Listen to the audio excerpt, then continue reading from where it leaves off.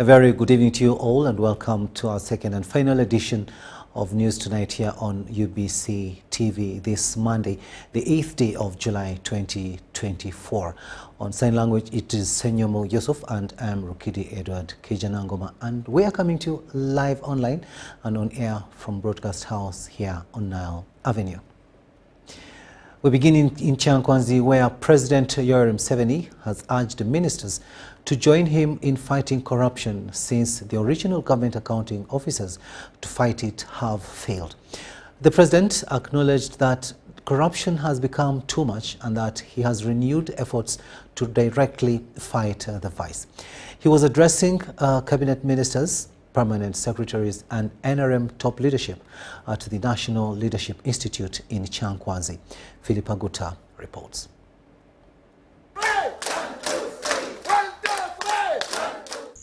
A one-week cabinet ministers, permanent secretaries and NRM SEC members retreat has kicked off at National Leadership Institute in Kyankwanzi.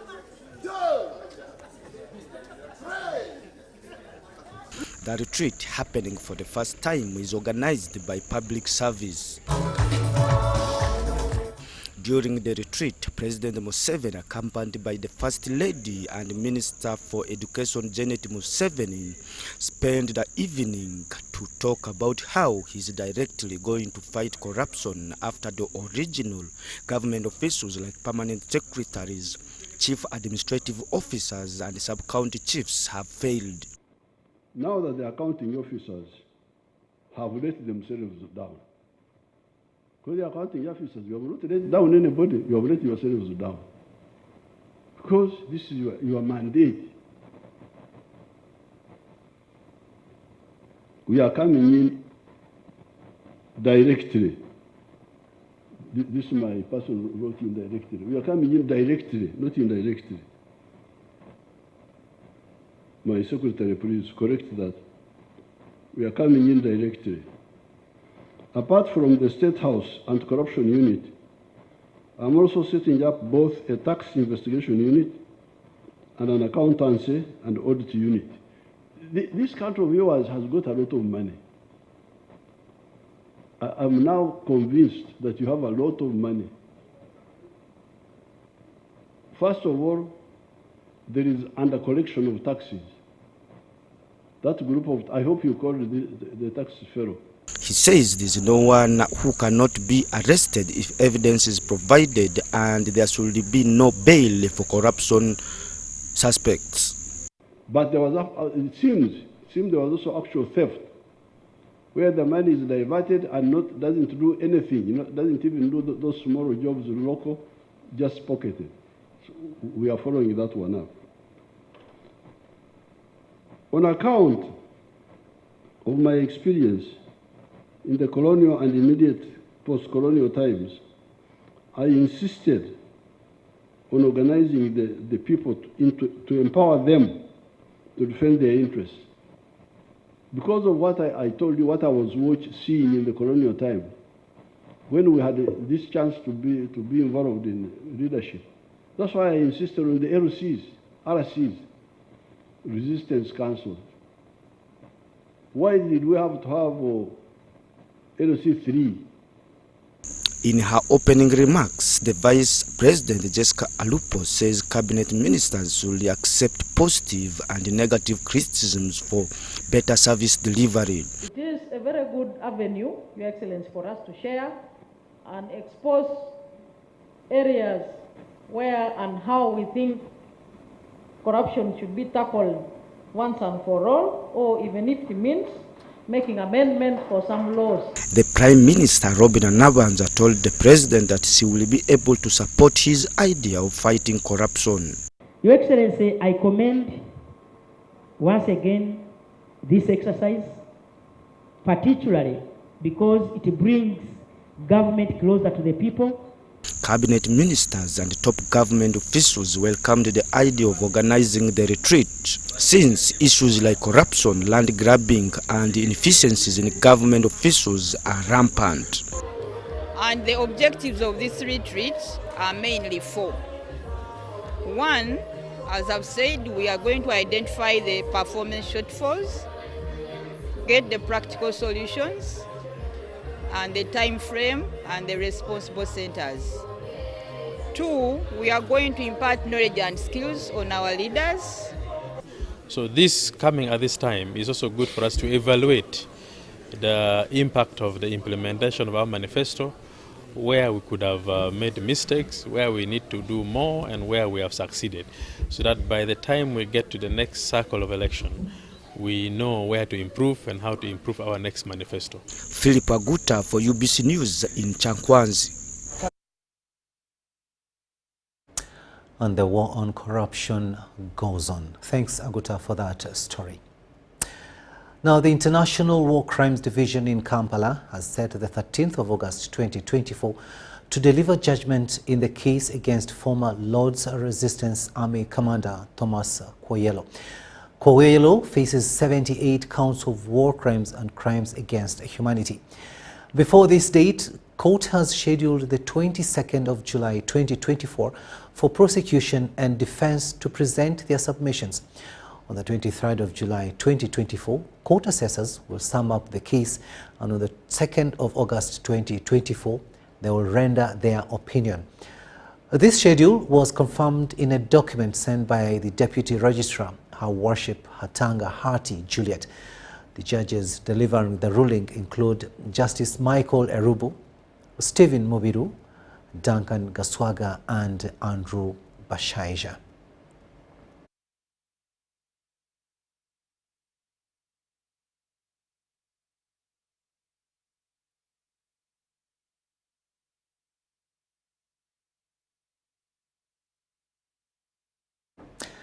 The Immigration Office intensified its operations against foreign nationals illegally working in Uganda. Over the weekend, at least 135 foreigners were arrested, while 200 were cautioned and directed to update their facilities. The office deputy spokesperson Arithia Nachiwala called upon Ugandans who applied for Saudi Arabia visas but changed their mind to pick their passports. The spread of information depicting the plight of Ugandans working in Arab countries has prompted many to concentrate on earning a living at home. Earlier on, we had talked about labor companies retaining people's passports. This is actually wrong, and it's against the law. Labor companies are not supposed to hold these people's passports. However, there are still those companies that are still holding people's passports. This is not acceptable. In a period of 1 month, the Immigration Office has registered at least 500 abandoned passports at different embassies. These passports contain expired and cancelled visas. The office is calling upon bearers to collect them.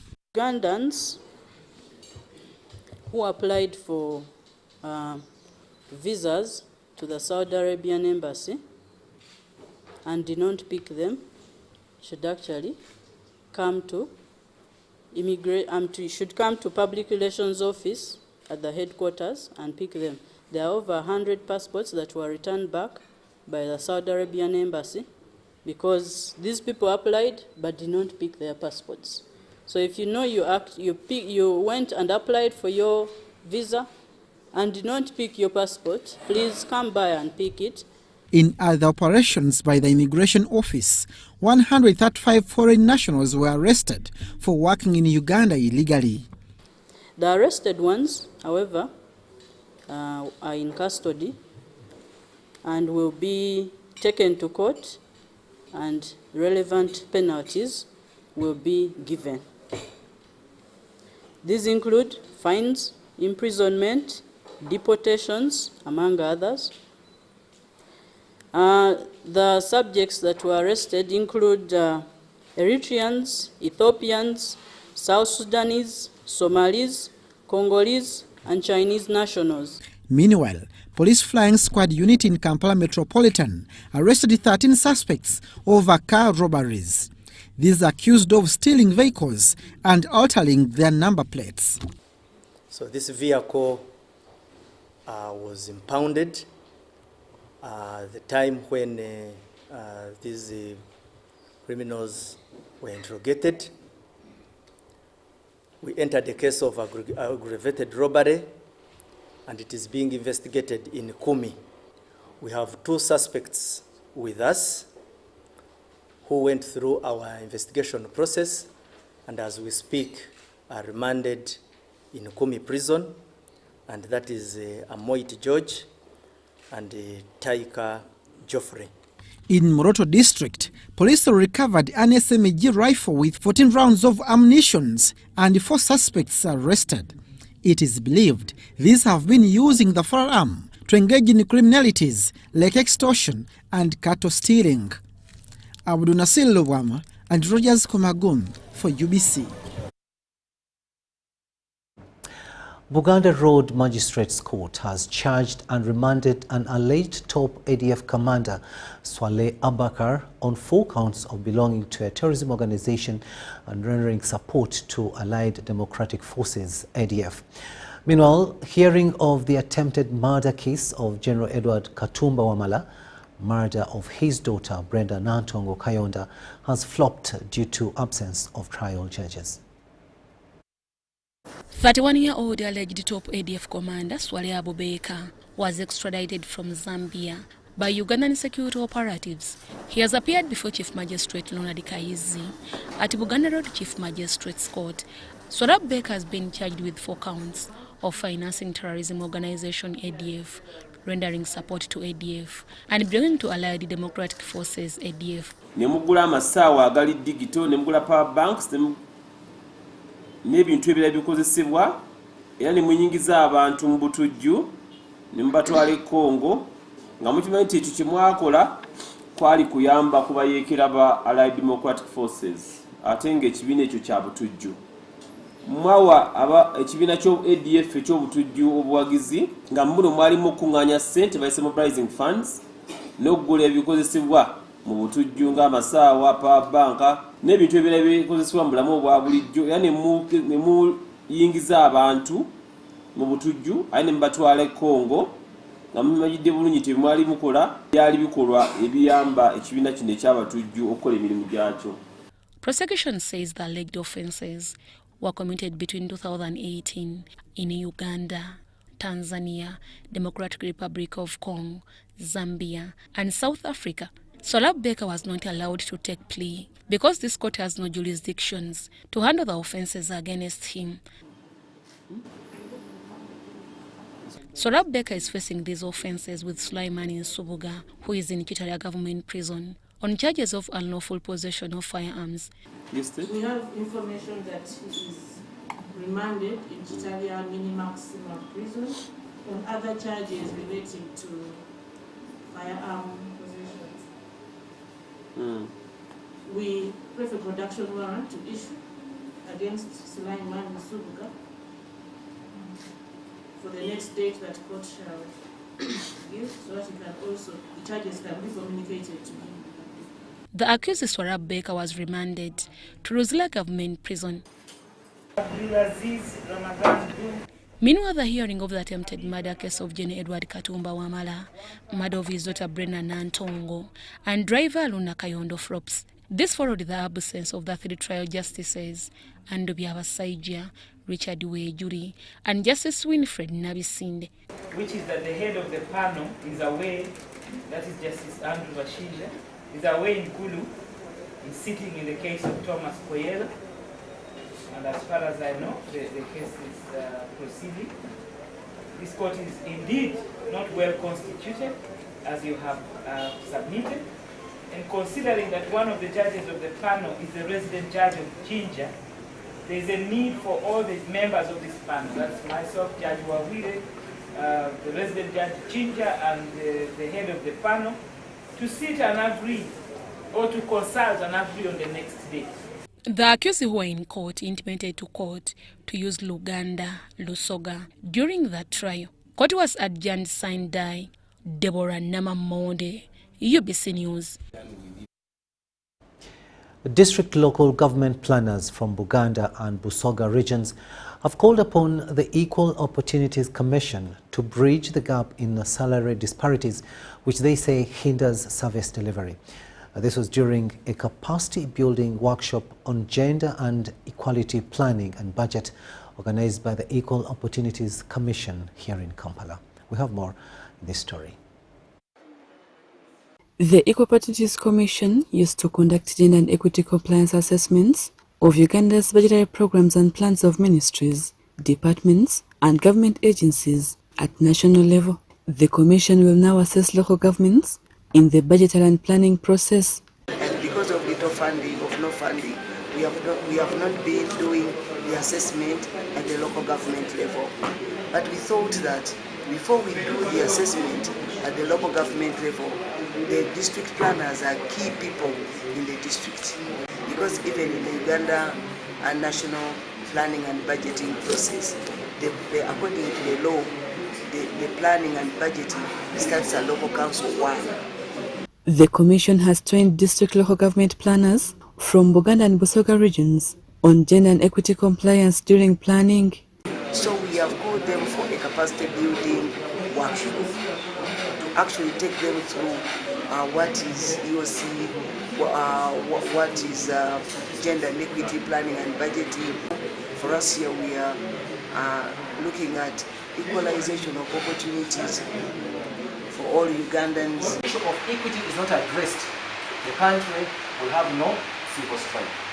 One of the reasons why the NRM government has remained in power for all this long is because they have tried their best to address the issue of equity. The planners decried salary inequality and limited funding. Especially the planners, they don't have a grant which they use to implement activities. For example, we fall under a program called Development Plan Implementation does not have funding. I believe Equal Opportunities Commission is the right opportunity to have a look through the manual before it's subjected to assessment, because it affects funding at the end of the day. The planners were, however, urged to ensure that they indulge into research and equip themselves with data to know who they are planning for. Remember, not everybody is the same. An older person cannot fight with the youth. A person with disability cannot fight with an able person.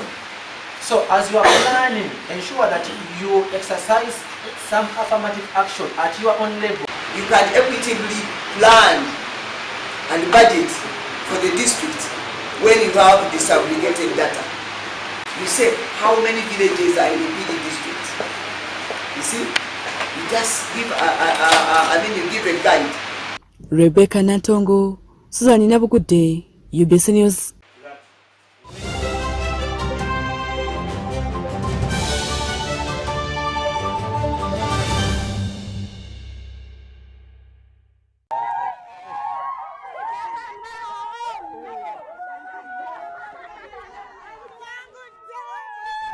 Amanya gange nze Namutebi Sharon nga nkolera wano wennyini Saka Kirombe oba Makindye.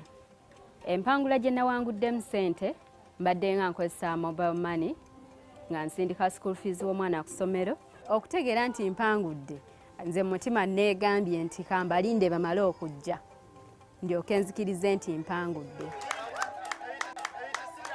Kyennyinza okubagamba nti si byabafere, weewaawo abafere gye bali, naye ennamba eri emu yokka era bw'eba ekukubidde omanya eyo si yabafere.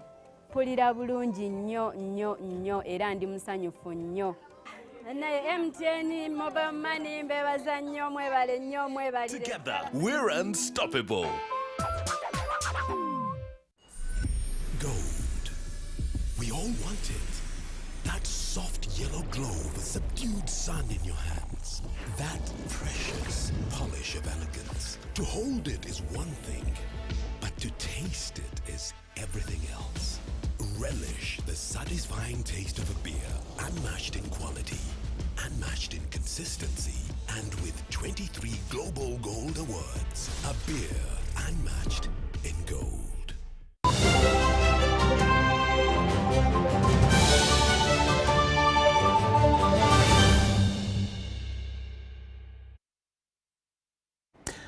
Welcome back from that break, and this is News Tonight here on UBC TV. Now, the Prime Minister of Uganda, Robina Nabanja, has contributed 5 million shillings to the new Catholic Church in Rukiri Sub-County, Ibanda District. She urged Ibanda Christians to donate, emphasizing that giving leads to rewards. The church at Kakoma Catholic Hika Mpasha Center requires 600 million shillings for completion.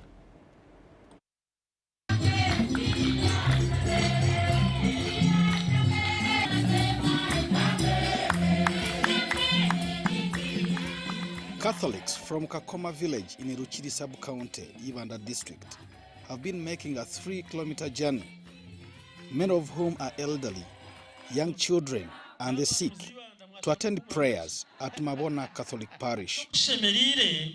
Nkaterwa ihwa omubiri buryo butumwa bwa stani agogwa no magiragata namahwa aguyabira ino mubiri gwe abatinda kureberwa kurungi the children who are abused physically, sexually in other ways ukama tugemukiza abobona ko basakwateka omukono gwawe.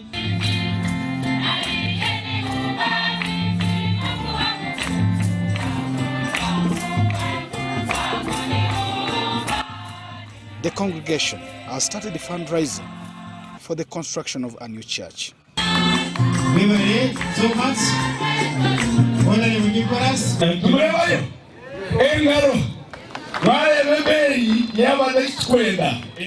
Prime Minister Robina Nabanja, represented by the area woman member of parliament, Jane Bainomujisha, contributed 5 million shillings towards the Kakoma Catholic Hika cause.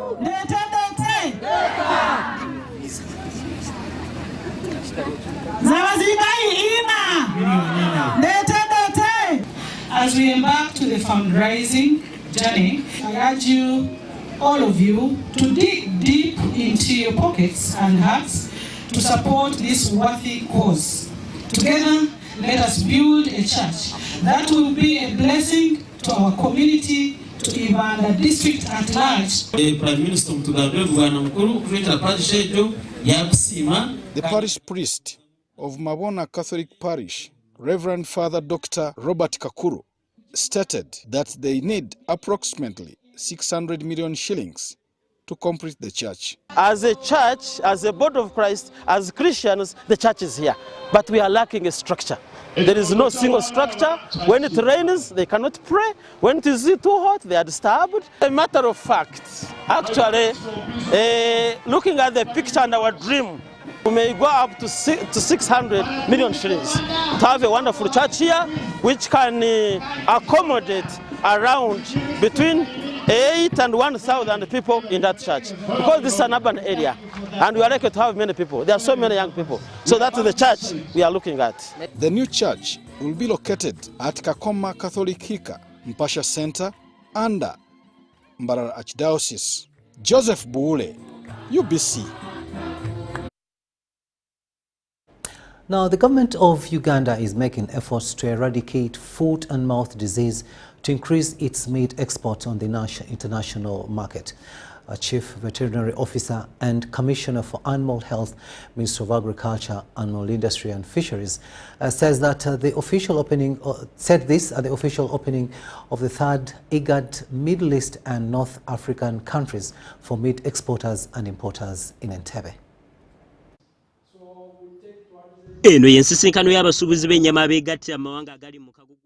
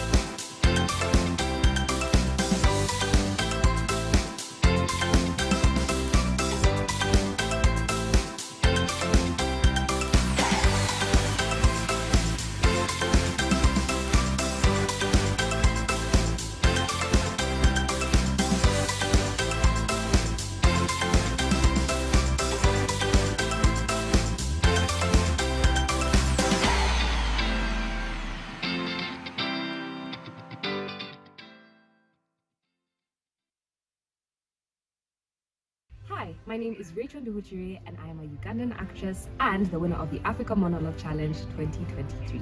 Now, thanks to your immense support, the Africa Monologue Challenge Season 2 is coming to Uganda between July 25th and August 20th. Africa Monologue Challenge is looking for passionate Ugandan storytellers to take part in a Pan-African short film that will showcase Uganda to the rest of the world. To be a part of this, all you have to do is weave a captivating narrative that captures Uganda's cultural heritage while fostering connections between 10 diverse individuals from 10 African countries. This short film will be shared to over 50 film festivals. Now, to find information on the AMC 2024 finalists, visit www.africamonologue.com. Please submit your short script, which should be 10 pages for a short film between 10 to 15 minutes, to africamonologue@gmail.com before 30th June 2024. Now, let's talk about rewards. The selected script will have the writer's full name in the end credits. You will get a chance to collaborate with amazing filmmakers from all over the world. You will get a small token for your creativity, and you remain with full ownership of your script. Let's work together to create a Pan-African film that will echo African stories throughout the world.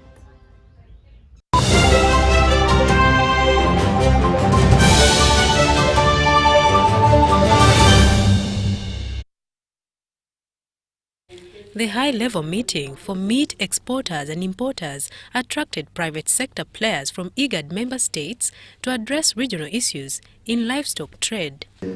From the initiatives that we have seen in Namibia, and also the understanding of the market requirements in MENA, we have been able to initiate a private sector consortium called the Uganda Meat Processors and Exporters Consortium. The Chief Veterinary Officer and Commissioner for Animal Health in the Ministry of Agriculture, Dr. Rosa Demun, noted that government is taking steps to eradicate foot and mouth disease to meet international meat export standards. Those that are susceptible to foot and mouth disease are going to be vaccinated within 3 years. And once we vaccinate all of this, we are going to bring down the prevalence of foot and mouth disease in the country. The IGAD head of mission to Uganda, Jocelyn Bigirwa, says the engagement reviews collaboration progress, gather feedback from importers and exporters, create networking opportunities, and enhances trade and investment. The exporting countries in the IGAD region are committed to supply healthy and fit to standard animals and animal products. The livestock value chain actors, including the government, have been progressively working to improve animal disease surveillance, vaccination and disease control to improve compliance to sanitary requirements. The meeting on the theme, Strengthening Collaboration for Enhanced Trade in Live Animals and Meat, promotes trade and investment in livestock areas. FAO Livestock Officer Dr. Richard Mondri highlighted IGAD and FAO's role in implementing projects for safe and quality livestock and meat from the region. Address, and that's why it's important that, like tomorrow and the day after, we have a meeting between all the chief veterinary officers, between the IGAD region and the MENA region, so they can convene together and agree on the sanitary measures that are important. The 2021 UBOS census shows Uganda has 14.4 million cattle, 17.4 million goats, 4.4 million sheep, 6 million pigs, and 57 million poultry. The normal offtake runs between 10% to 100%, and the government plans to establish zonal areas to eliminate foot and mouth disease. So what we have done is to encourage the exporters and the importers to be aware of the standards and of course contact the veterinary services of either countries, the exporting and the importing, on good time, so that they are aware of the standards that are required of them before they can engage in business.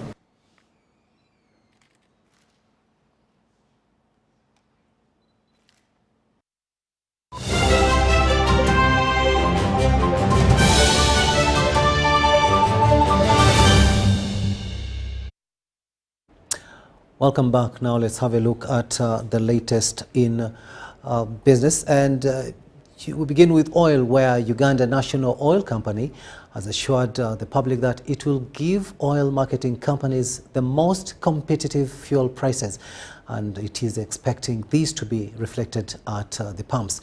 Now, this assurance follows commencement of UNOC's implementation of sole importation of fuel mandate. Last week, 2 vessels docked at Mombasa with 138,000 metric tons of refined petrol, and of course all that was destined for Kampala. Last week, 2 fuel vessels docked at Mombasa port in Kenya as Uganda National Oil Company UNOC implemented its mandate for the sole importation of fuel. Tony Otoa, the Uganda National Oil Company Chief Corporate Affairs Officer, explains that this new development is a significant milestone to the sector and UNOC as an entity. For the first time, a Uganda National Oil Company is doing this for the country just to make sure that, number one, we have, secure deposits or secure oil product in our country, to make sure that at all time we have product in the country. But number two, we are cutting out what could have been a very tricky situation for most Ugandans, where we have limited access or limited control of the product coming into the country or the products within the country. The fuel discharged into the Kenyan pipeline company's infrastructure will be delivered to storage facilities in Eldoret, Kisumu and Nakuru towns in Kenya. From there, it will be transported by tankers to Uganda. Otoa explains the previous process before this new initiative. Before this was happening, you had a refinery company dealing with its company that then sells to Trader 1, or rather, the company is Trader 1, that sells to Trader 2, then to the oil marketing company in Kenya, which then sells to the oil marketing company in Uganda, and then to the pump. What we're simply doing is eliminate those Trader 2 oil marketing company and deal directly with the refinery company as UNOC and our partner Vito, and all the way to the Uganda marketing company. Meaning that when you have the Uganda oil marketing company dealing it, you have cut out some middlemen in there who were actually increasing a lot of the cost. And also when you think about the value chain, everyone has to make some money, right?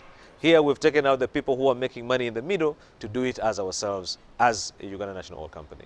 With this new development, is there a likelihood of pump prices to drop in the country as anticipated by the public? We are giving the oil marketing companies, the oil marketing companies, the best price, the most competitive price, and we should expect them to reflect that at their pump prices. But what we are also doing, or in addition to this as well, is making sure that we have supply, stock at all times, meaning that there is no issues of demand and supply. A lot of the time what affects prices is because the product is not in supply, and the few places that have it put it up at a higher price. This time round, what we're simply saying is that at all times we shall have products in the country. Following the Petroleum Supply Amendment Act 2023, UNOC is now responsible for importation of all petroleum products thereafter, which are then supplied to oil marketing companies in Uganda. We are seeing real empowerment of Uganda National Oil Company. Joram Paul Sonko, UBC News. Now, the local community in Bugisu sub-region has been warned against engaging in corruption in the ongoing UPDF recruitment exercise for Mbale City and Mbale District. The RDC Mbale District, also acting RCC Mbale City, Asmin Nasike, told the media during recruitment exercise of the UPDF at Maluku Playgrounds that whoever will engage in any form of corruption faces prosecution. Take a watch. Over 100 applicants from Mbale City and Mbale District seeking recruitment to UPDF will do interviews. Our children applied some time back and the shortlists came out, so we are having interviews today.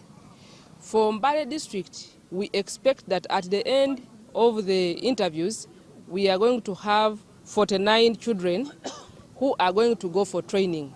And for Mbale City, we shall have 58 children going for training. Mbale RDC and acting RCC Mbale City, Asmin Nasiki has warned community members to desist from corruption during the exercise. We are not entertaining corruption of any nature in this recruitment. The recruitment of UPDF is free, so we are not entertaining anyone who wants to begin bribing people, bribing their parents, making them, for example, sell their animals at home to come and pay. Meanwhile, the head of the recruitment exercise, Colonel Sadi Katemba, has warned the candidates against forgery of academic documents. Although some of them, of course, fidget around and want to bring in forged maybe papers or qualifications, but we are all aware of that. We have methods of checking to find out whether they are competent or not. On the person himself, we check his physical competence and health ability. On the papers, you need to check a national ID. It's very simple. And for the qualifications, of course, we have UNEB. But for us, we have our methods of checking the competences of these people to validate them.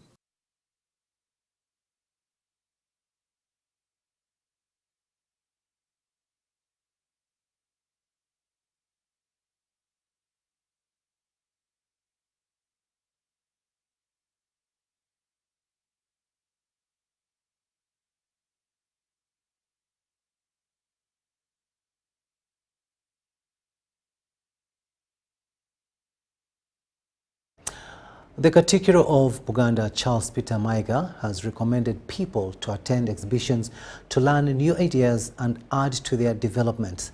The Katikkiro was represented by the Speaker of Buganda Luchiko, Patrick Luanga Mugumbule, at the launch of Buganda Expo 2024, scheduled to take place from the 16th to the 25th of August at Mengo Palace. Buganda Kingdom has launched activities ahead of 2024 Expo that will take place in August at Mengo Palace. Launching the Expo, the Katikkiro of Buganda, Charles Peter Mayiga, represented by the Speaker of Buganda Luchiko, advised people to participate in exhibitions to acquire more knowledge for development. One-stop center.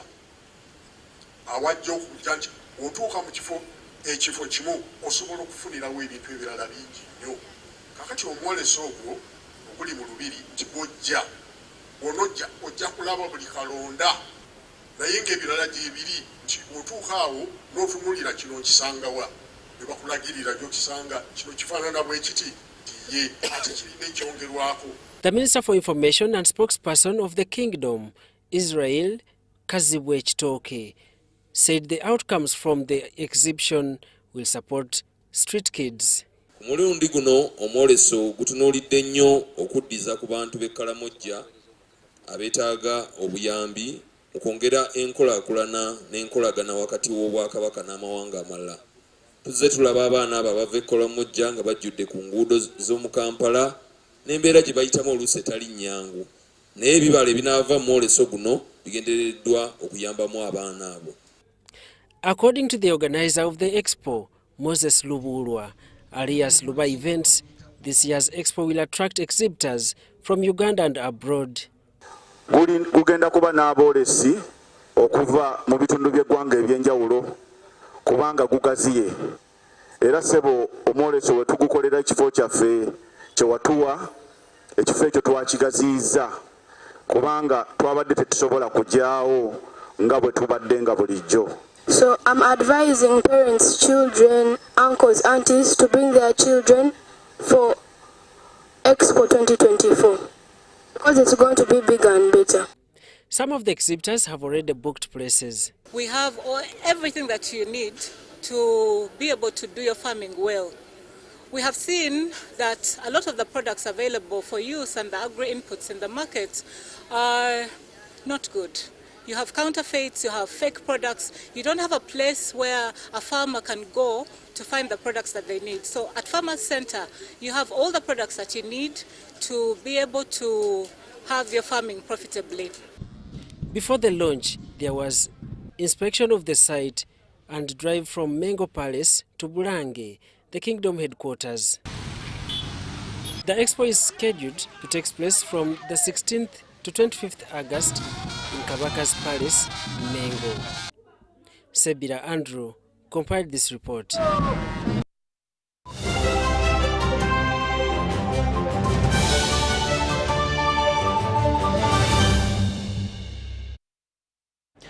Sports news now, and Ugandan football philanthropist and promoter Frank Mutalaga has called for the development of more sports facilities to enhance Ugandan football. He was opening the 8th edition of Mutalaga football tournament at Lueza Roman Catholic Playground in Lueza Town, Machinje, Sabagabo in Wakiso District.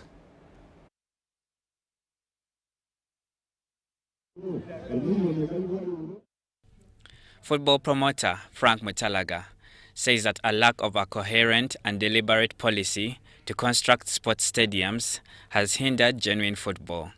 He urged the youth to utilize the Mutalaga Tournament 2024.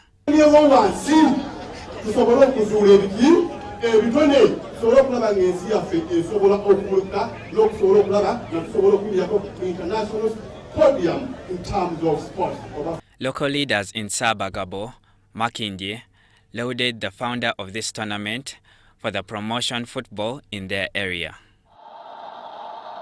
The winners of last year's Mutalaga football tournament defeated Road Stars FC, the second runners-up in last year's tournament, with 2-1.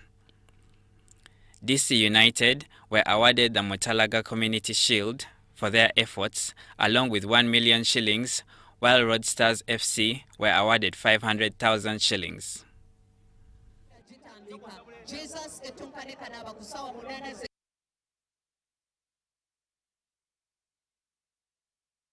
And we finally come to the end of the second edition of News Tonight here on UBC TV.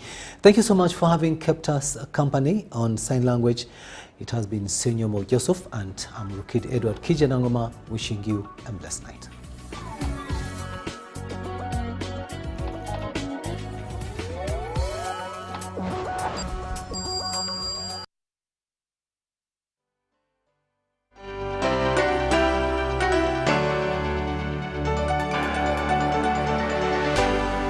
UBC, inspiring Uganda.